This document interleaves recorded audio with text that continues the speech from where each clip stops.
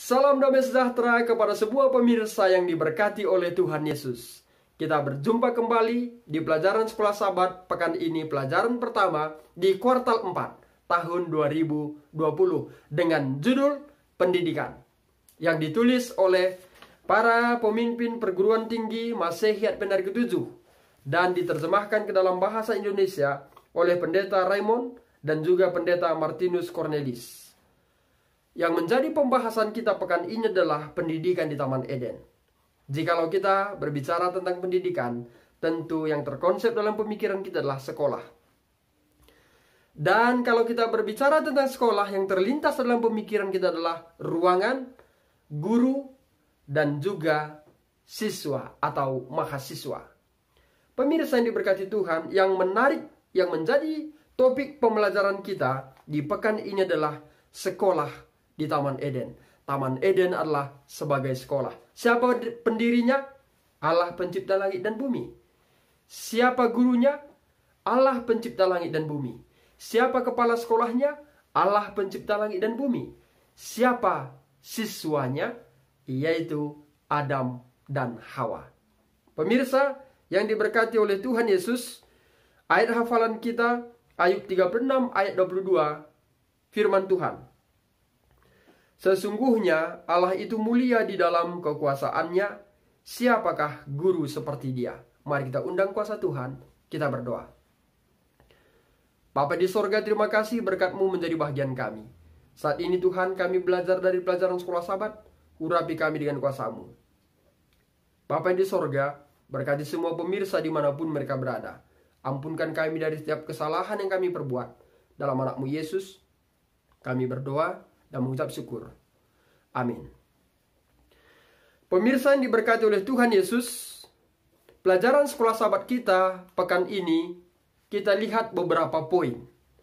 Poin yang pertama adalah awal pendidikan yang terutama, di mana Tuhan menggunakan metode praktis untuk mengajar Adam dan Hawa. Jikalau kita mengikuti metode pelajaran saat sekarang ini, banyak metode yang digunakan oleh guru, bagaimana supaya siswa atau murid itu bisa bertanggung jawab dengan pelajaran yang guru sampaikan. Tetapi metode yang disampaikan oleh Yesus adalah praktis untuk mengajar Adam dan Hawa. Dengan cara bagaimana? Mereka diberi tanggung jawab. Ini merupakan suatu pelajaran yang praktis. Walaupun ini kelihatan praktis, tapi ini sangat berat kalau kita pikirkan dengan pikiran kita saat sekarang ini.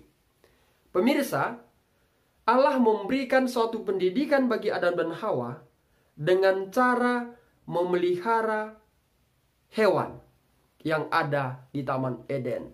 Ya, kita ketahui melalui Kejadian 1:28 dan Kejadian 2:19 bahwa Tuhan memberikan tanggung jawab bagi Adam untuk merawat, memelihara binatang, dan juga merawat tanaman. Pemirsa, tanggung jawab ini sepertinya mudah. Tetapi ini merupakan suatu tanggung jawab yang harus dipertanggungjawabkan. Terhadap siapa? Terhadap Tuhan.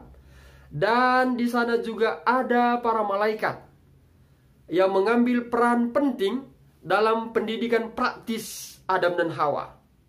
Selain itu, Tuhan bertemu dengan Adam dan Hawa setiap sore untuk mengajar mereka secara apa? Pribadi tentunya. Metode pelajaran disampaikan Allah bukan seperti pelajaran kimia yang kita pelajari atau pelajaran matematika, fisika, dan lain sebagainya. Tetapi Tuhan bertemu dengan mereka setiap sore untuk mengajar mereka secara pribadi. Sangat luar biasa.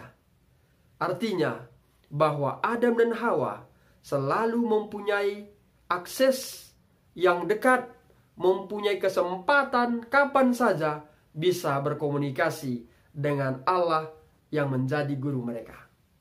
Pemirsa yang diberkati oleh Tuhan Yesus.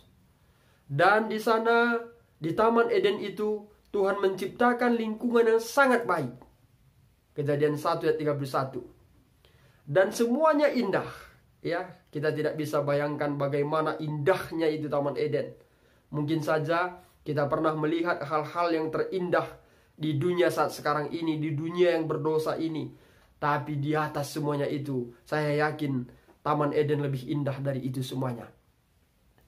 Pemirsa, sehingga poin yang berikut ini kita kaji tentang bagaimana pengaruh eksternal di dalam Taman Eden itu. Dan kita ketahui bahwa Taman Eden itu dipenuhi dengan setiap pohon yang menyenangkan untuk dilihat. Ya, Kejadian 2 ayat 9.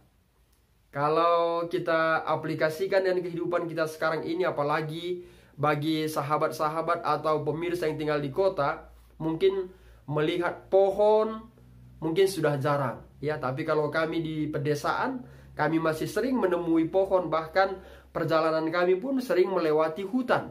Ya, nah, pada saat kami melewati hutan, kami melihat bagaimana indahnya pohon-pohon. Apalagi kalau pohon itu berbuah bisa dimakan. Kita bayangkan bagaimana Kejadian 2:9. Pohon-pohon yang menyenangkan, buahnya itu sangat manis ya. Kalau mungkin kita makan, kalau kita gunakan gaya bahasa kita saat sekarang ini. Pemirsa, dan di sana ada para siswa. Ya, para siswa yang tidak malu, ya. Kejadian 2:25. Kenapa? Karena Adam dan Hawa masih diselubungi dengan kemuliaan Allah, sehingga mereka tidak pernah merasa malu. Namun demikian, di sana ada makhluk licik, ya. Dari kata cerdik, lalu di versi yang lain dikatakan licik, dengan datang kepada Hawa dan menyangkal pernyataan Tuhan yang jelas itu. Pernyataan apa? Kita boleh baca Kejadian 2 ayat 16 dan juga 17. Di sana diceritakan bahwa Allah mengatakan kepada Adam dan juga Hawa, semua buah di taman ini boleh kamu makan dengan apa? Bebas, tetapi buah pohon pengetahuan baik dan jahat tidak boleh kamu makan. Sekali-kali kamu tidak boleh makan, dan pada saat kamu memakannya, kamu pasti mati. Tetapi di sana setan memutarbalikkan, memelintir apa yang Tuhan sampaikan itu. Sebenarnya setan sudah mengetahui apa yang disampaikan oleh Tuhan itu. Ya, karena setan berpengalaman dalam hal tipu menipu, maka dia mengatakan, semua buah pohon di taman ini kamu tidak boleh makan, bukan? Lalu tentunya Hawa langsung menjawab, oh bukan demikian. Semua buah pohon di taman ini boleh kami makan. Tetapi ada buah pohon pengetahuan baik dan jahat. Pada saat kami memakannya, maka kami akan mati. Hilang kata pasti.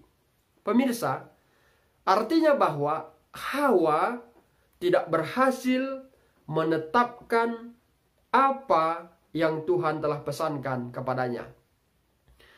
Dia memperkenalkan Tuhan sebagai membatasi. Seakan-akan Hawa ini menerima pesan itu asal-asalan saja, ya. Tidak serius, tidak mempertanggungjawabkannya, walaupun mungkin maknanya tidak hilang, tapi kalimatnya itu. Sehingga Hawa terjerumus dalam rayuan setan. Kalau saja setan mengatakan, oh bukan demikian Hawa, tentu kamu pasti akan mati, itu yang dikatakan Tuhan.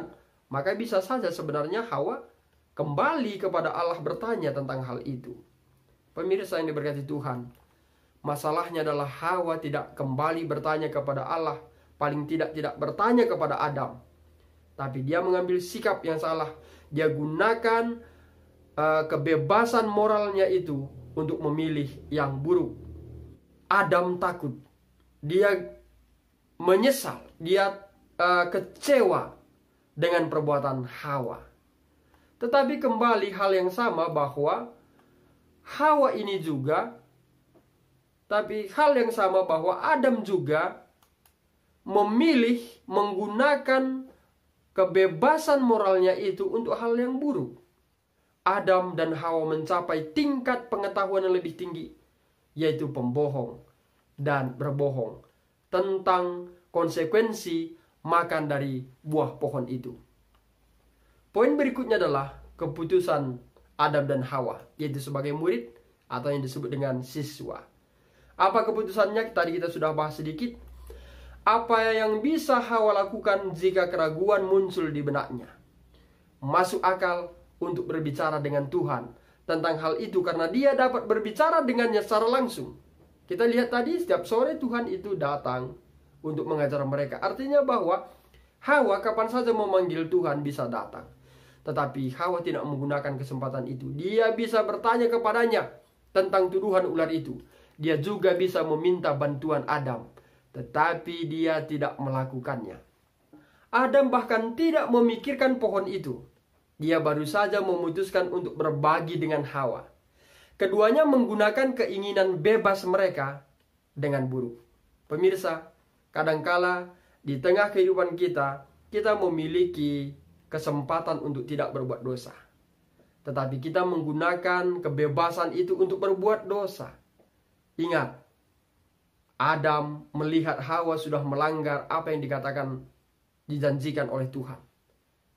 Tetapi Adam juga turut di dalam berbagi memakan buah larangan itu. Sama halnya di tengah kehidupan kita saat sekarang ini.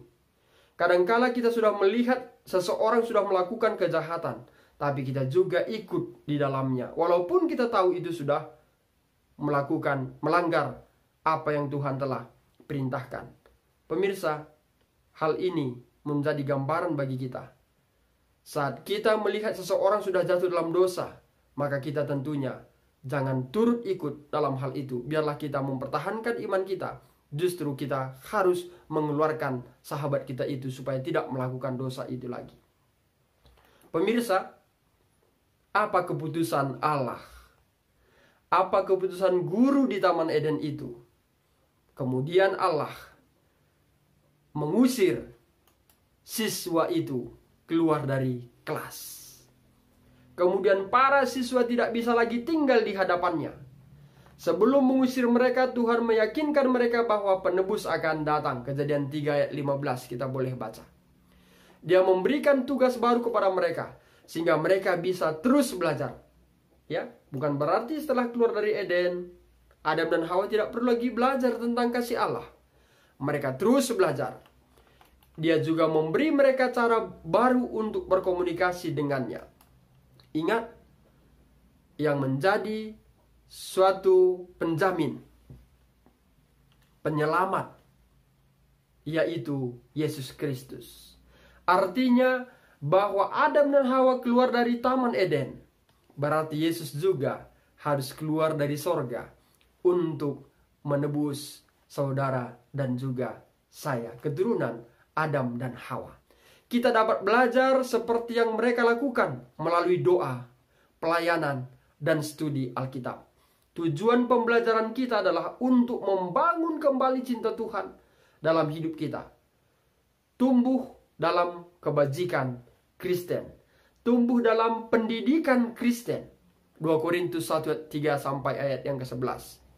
Pemirsa, kita terus belajar, dan terus belajar tentang kasih Allah. Pembelajaran tersebut harus tunduk pada otoritas kita, yaitu Yesus Kristus. Otoritas ini perlu dan harus dihormati. Pemirsa, sebagian orang Kristen, kita belajar dari pendeta dan guru kita, supaya nabi-nabi palsu, guru-guru palsu tidak akan meruntuhkan iman kita.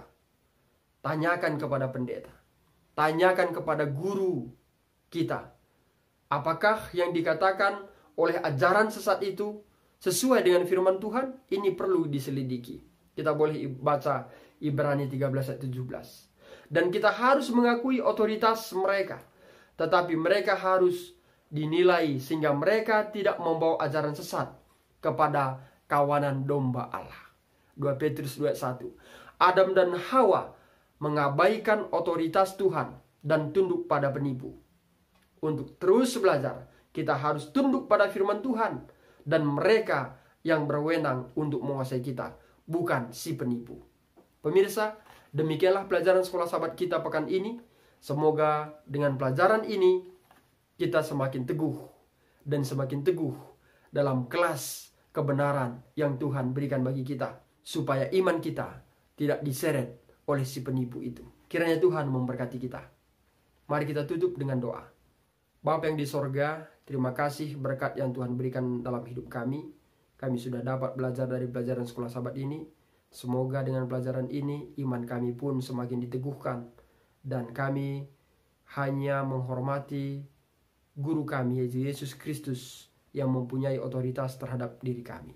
Bapa di sorga, biarlah kiranya kami selalu diajar dan belajar tentang kebenaran firman-Mu, sehingga jaminan keselamatan itu yang datang dari Yesus akan menjadi bahagian kami. Terima kasih Tuhan, sempurnakanlah doa kami ini, di dalam anak-Mu Yesus kami berdoa dan mengucap syukur. Amin. Pemirsa diberkati Tuhan, demikianlah pelajaran kita di pekan ini. Akhir kata saya sampaikan, Tuhan Yesus